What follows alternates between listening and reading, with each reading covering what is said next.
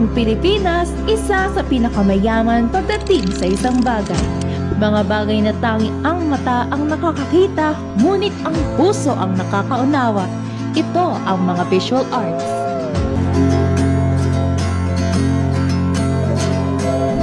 Gaano nga ba kayaman ang Pilipinas pagdating sa sining? Partikular na ang visual arts. Well, ang Philippines kasi, it has a rich cultural heritage that are rooted from the colonizations of different countries, yung Spain, American, Japanese, and their influence are eventually blended together. That makes up our art today. And eventually, yung art din natin, it starts to depict social and political issues as well as yung identity natin as Filipino. Kahit marami tayong regions sa Philippines, each region, meron yung mga contemporary artists na bumibida sa mga visual arts. Sa Region 1 pa nga lang, meron na tayo si Mary Ann Lisuding. Kung babalikan natin yung taong 2005, nanalo siya ng grand prize for the 2005 PBBY Alcala Prize. Isa sa kanyang obra maestra ay yung Abu and His Kitten. Then we also have Xavier Abelador from Batanes sa Region 2 naman. Siya yung nag-establish ng Yaro no Artes Ivatan noong 2011. Ito ay binubuo ng different artists that creates and records the current state ng Batanes while also depicting their rich culture. Kasama sa notable works niya yung Upgrade Downgrade and Painful Reality. Sa Region 3 naman, nandyan din si Marina Cruz from Bulacan.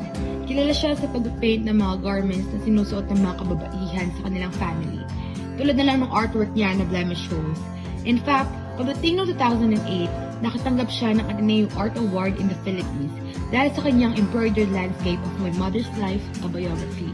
Pagdating naman sa Calabarzon, we have Rodel Tapaya from Rizal. He often depicts rainforest ng indigenous folklores. Actually, very evident to sa isa sa kanyang mga artwork na Bring the Fire. We also have Pope Bakay from Rojas Oriental, Mindoro ng Maroka. Isa sa kanyang favorite subject is yung kanyang hometown. Gusto niyang ina-emphasize kung paano nakakapag-hold memories yung different architectural structures. Kung titignan natin yung kanyang artwork na Paklasan and My Third Home, we could really see how much these artists treasure different structures. And then we also have Larry Alcala from Albay. Siya naman, kilala siya sa kanyang cartooning and humorous characters. Hindi biro itong sa Alcala because he was actually awarded the National Artist for Visual Arts and the Grand Collar of the Order of National Artist Awards.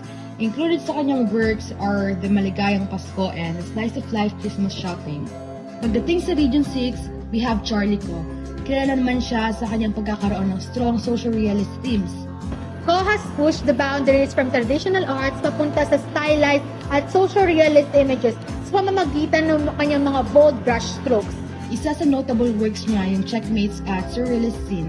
As for the Region 7, si Maria Taniguchi naman, she's more on diverse media tulad ng mga painting, video, sculpture, at iba pa. Kilala siya sa kanyang ongoing series of labor-intensive brick paintings, tulad ng kanyang gawa na Untitled. Nandyan din si Wilfredo Labana mula sa Samar ng Region 8. Ang kaibahan ng kanyang mga obra ay patungkol siya sa religious biblical themes base sa kanyang mga pinagdadaanan sa buhay, like yung Hebrews 11:1. Dagdag pa dyan, tinagurian din siyang Grand Prize winner of Tarlac Second National Painting Competition. Sa Region 9 naman, we also have Gayward Hulagno mula sa Zamboanga del Sur. Yung motivation niya for his artwork is to travel through different places and to capture the spirit of each rural areas. And Long Day Ahead ang isa kanyang mga notable works. Sa larang naman ng pag-uukit, si Julie Lachdalena ang kilala sa Region 10. Nakafocus yung masterpiece niya sa mga kababaihan kung saan ang kanyang topic ay more on feminism, sexualidad, lalo na yung mga social norms ng ating bansa. Isa sa mga kilalang sculptor niya is yung For Georgia and Broken Heart. Then may isa ring magaling na pintor at sculptor, siya si Raymond Hajid Ponce Milan or mas kilala bilang Kublai Milan sa Region 11. Kilala siya sa kanyang monumental sculptures, sa kanyang colorful paintings, at engagement niya sa culture and arts community. Isa sa kanyang mga notable works is yung The Doriana. Sa Region 12, hindi mawawala dyan si Leroy New. Isa siyang artist designer. Kapansin-pansin sa mga gawa niya yung pagkakaroon niya ng overlapping ng mga materials at yung paggamit niya ng maraming kulay.